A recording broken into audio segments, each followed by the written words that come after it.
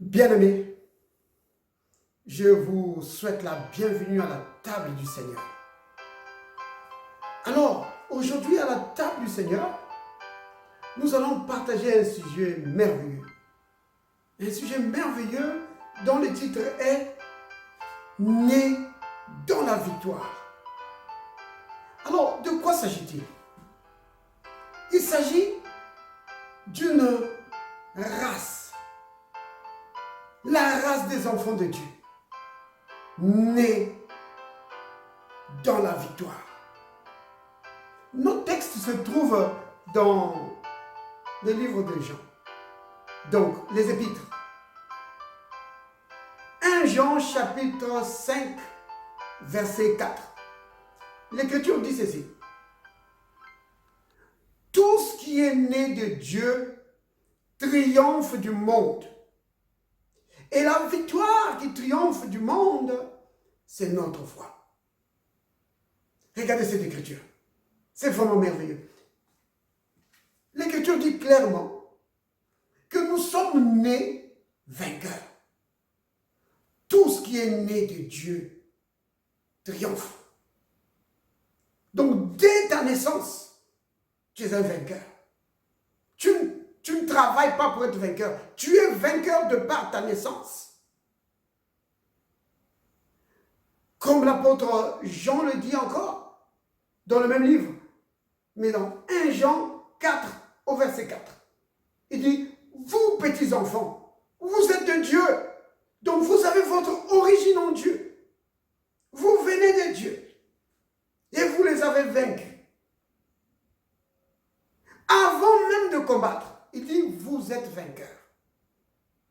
Pourquoi? Parce que celui qui est en vous est plus grand que celui qui est dans le monde.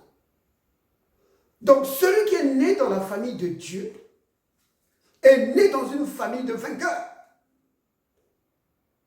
Et lui-même, il est vainqueur. L'ADN de ceux qui sont nés dans la famille de Dieu, cet ADN-là, c'est victoire, vainqueur, victoire, tout le temps. Vous comprenez? Maintenant, quand vous prenez les deux Écritures, 1 Jean chapitre 4, verset 4, parle de la victoire. 1 Jean 5, verset 4, parle aussi de la victoire. Dans 1 Jean 4, verset 4, la Bible dit que c'est parce que nous sommes issus de Dieu, c'est pourquoi nous sommes vainqueurs.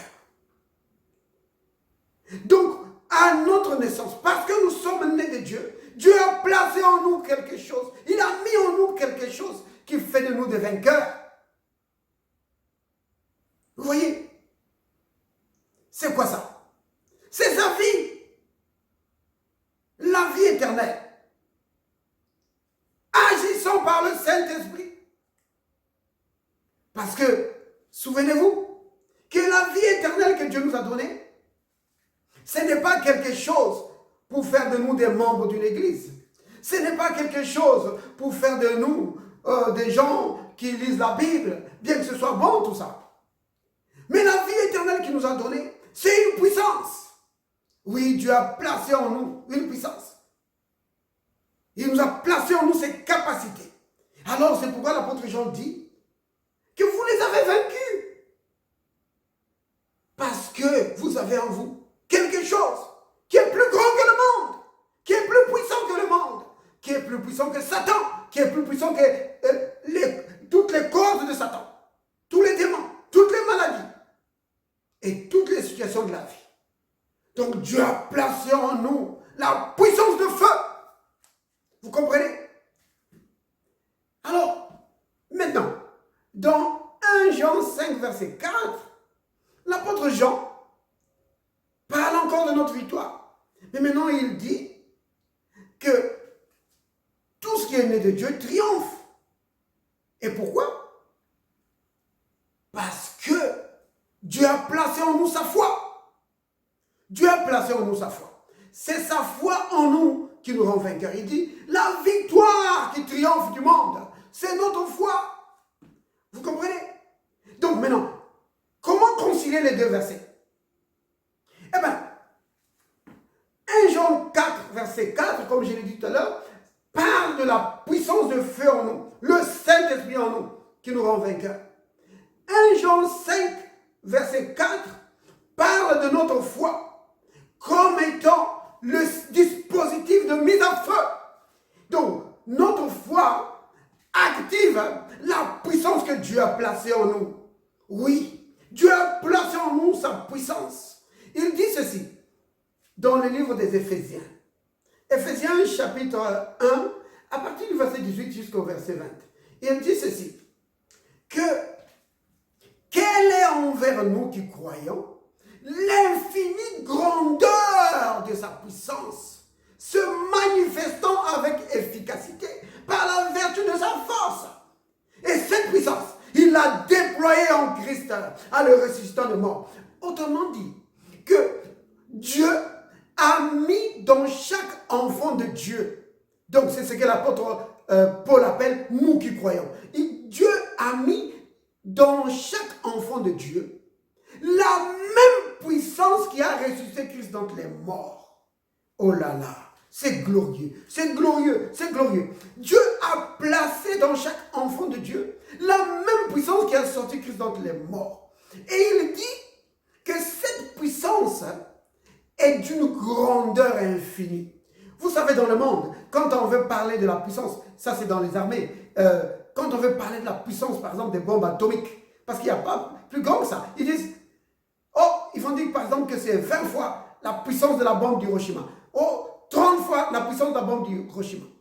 Mais la puissance qui est en nous, la Bible dit que c'est une grandeur infinie, c'est une grandeur infinie, plus grand que toutes les puissances que vous pouvez connaître. C'est la puissance pour créer. Oui, là où il n'y avait pas un organe, la puissance qui est en nous crée un organe. Là où il n'y avait pas, comment dire, de vie, ça crée la vie. Oui, et c'est une puissance aussi pour détruire les œuvres du diable. Ah oui.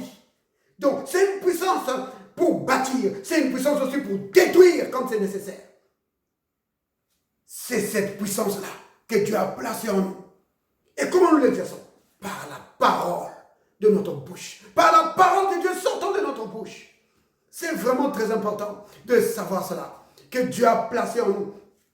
Encore dans Éphésiens, au chapitre 3, l'apôtre Paul dit ceci, au verset 20. Il dit que, or, par celui qui peut faire, par sa puissance qui agit en nous. Vous comprenez?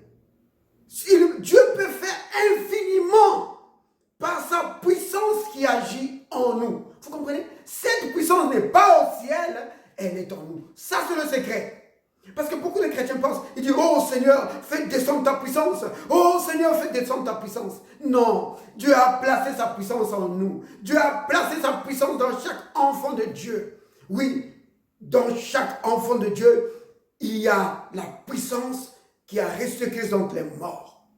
Et cette puissance est activée par notre foi. C'est pourquoi la Bible dit que notre foi, c'est notre victoire. Parce que sans la foi, cette puissance-là, vous ne pourriez pas l'activer. Mais c'est par la foi que nous activons la puissance que Dieu a placée en nous. Comment ça? En prononçant la parole de Dieu, en prononçant la parole de notre bouche.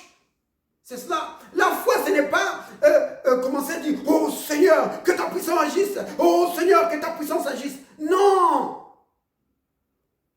La foi, c'est recevoir.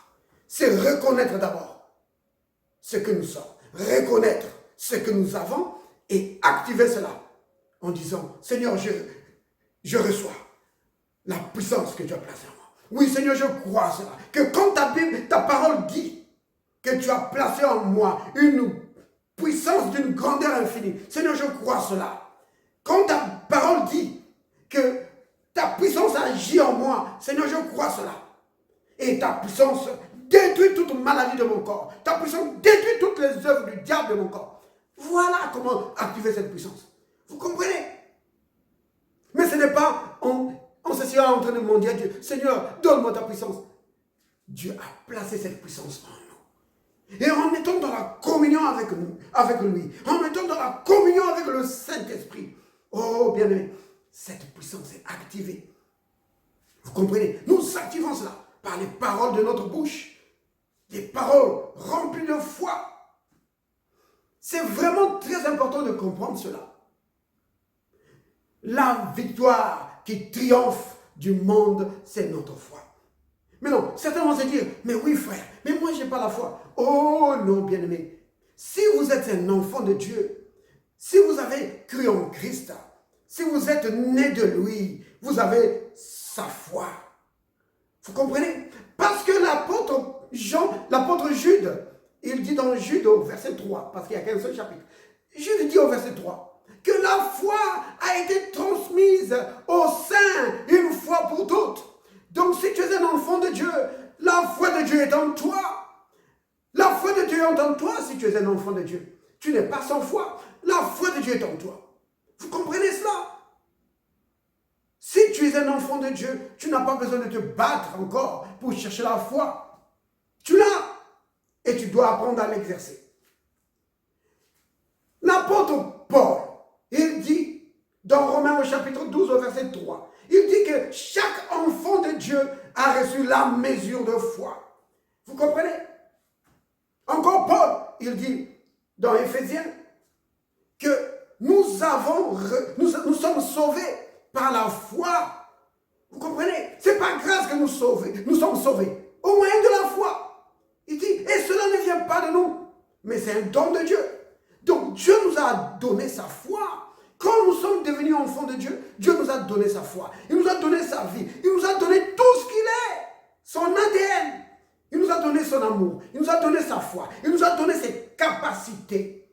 Alors, quand Dieu nous a donné sa foi, ce n'était pas qu'il nous donnait quelque chose juste pour aller à l'église ou pour dire que nous sommes membres de chrétiens révélés ou pour dire que nous sommes membres de telle organisation chrétienne. Peu importe combien c'est bon tout ça.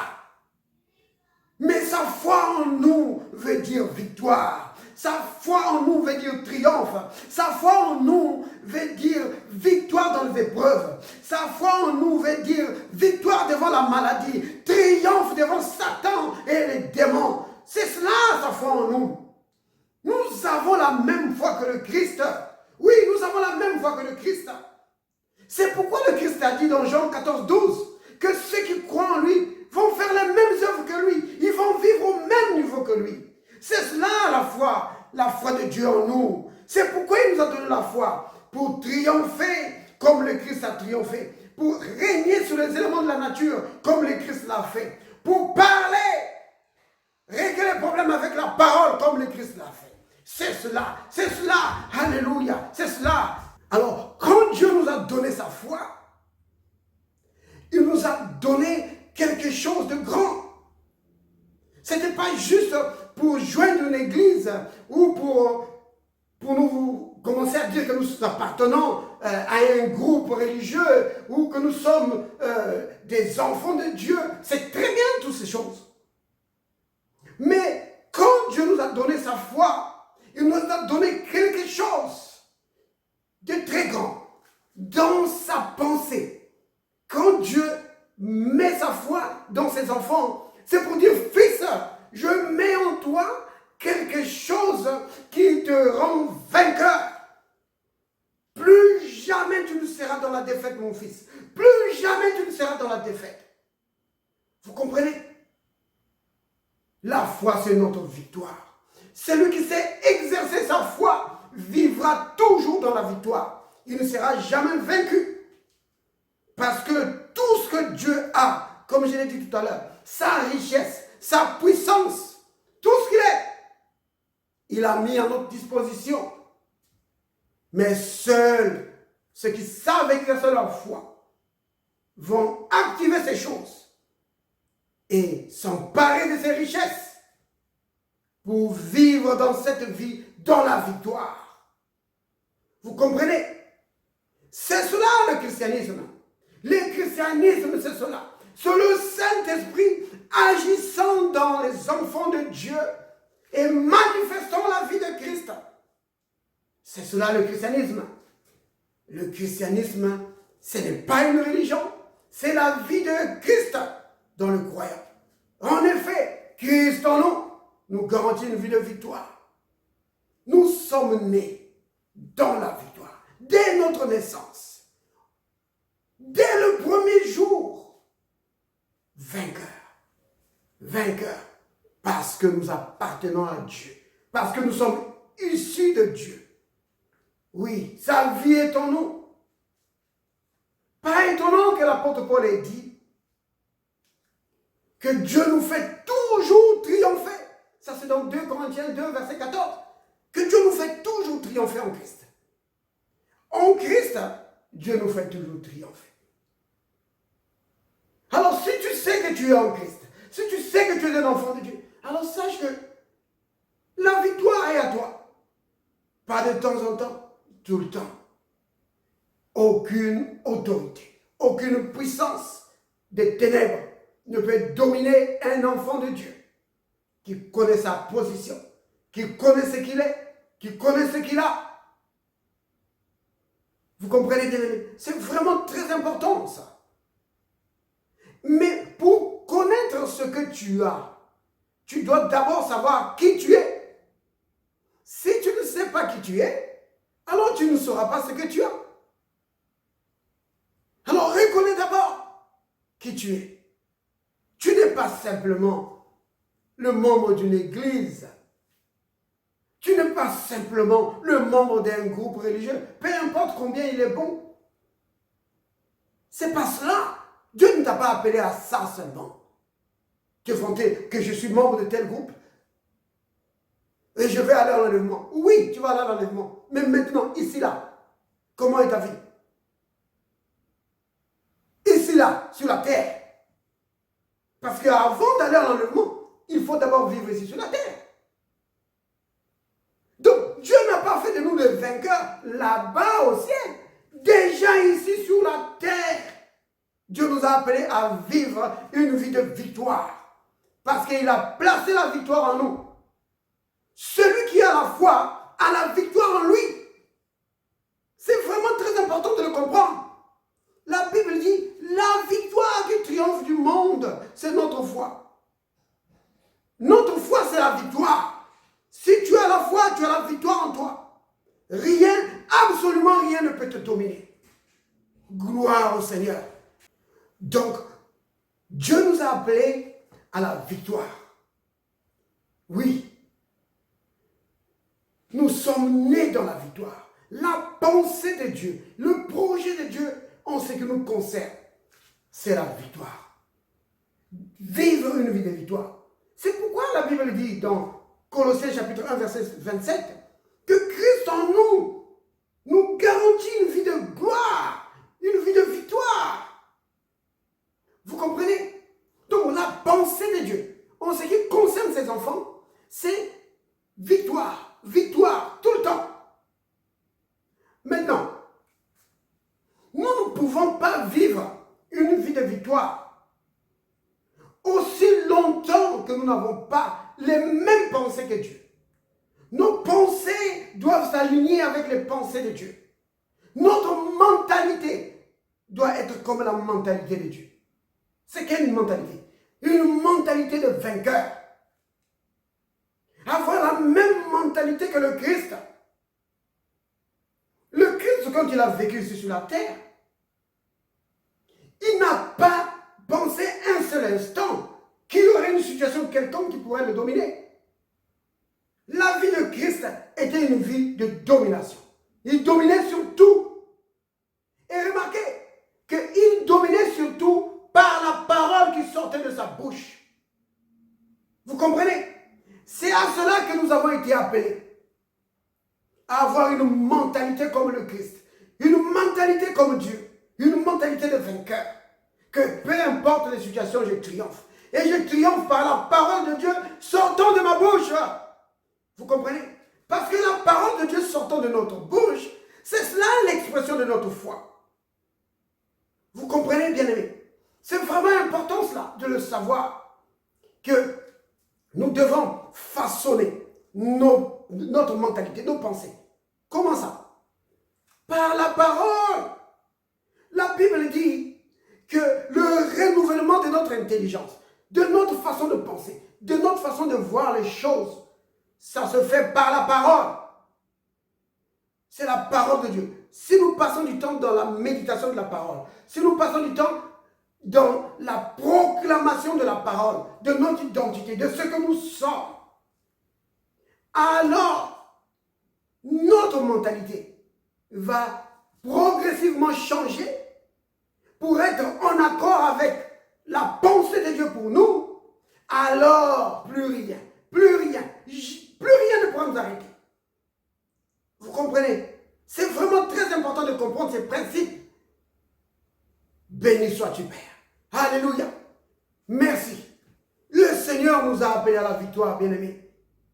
Le Seigneur nous a appelés à la victoire.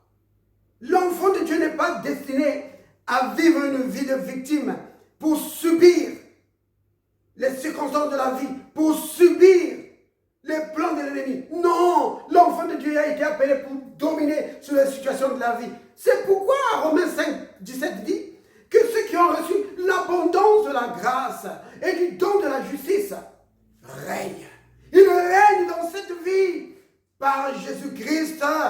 Oh oui, ceux qui ont reçu l'abondance de la grâce et du don de la justice ont compris l'importance du nom de Jésus, ont compris que le nom de Jésus leur appartient. Ils ont compris qu'ils sont liés à Christ. Oui, que la vie de Christ est leur vie. Oui, son autorité est leur autorité et qu'ils doivent régner dans cette vie. Ils doivent régner sur les circonstances de la vie par le nom de Jésus. Alléluia. Merci Père de nous avoir appelés à une vie de victoire. Oh oui, Dieu a placé sa foi en nous. Dieu a placé sa victoire en nous. Père Saint, Père juste, merci pour ta grâce. Merci pour ta bonté. Merci pour ta foi que tu as placée en moi. Oui, je vis dans la victoire. Je domine sur les circonstances de la vie. Peu importe les circonstances. Peu importe le combat. Je triomphe toujours. Aucune puissance des ténèbres ne peut me dominer. Aucune puissance de l'ennemi ne peut me dominer. Je triomphe surtout. Au nom de Jésus le Christ. Gloire à toi, Père. Amen.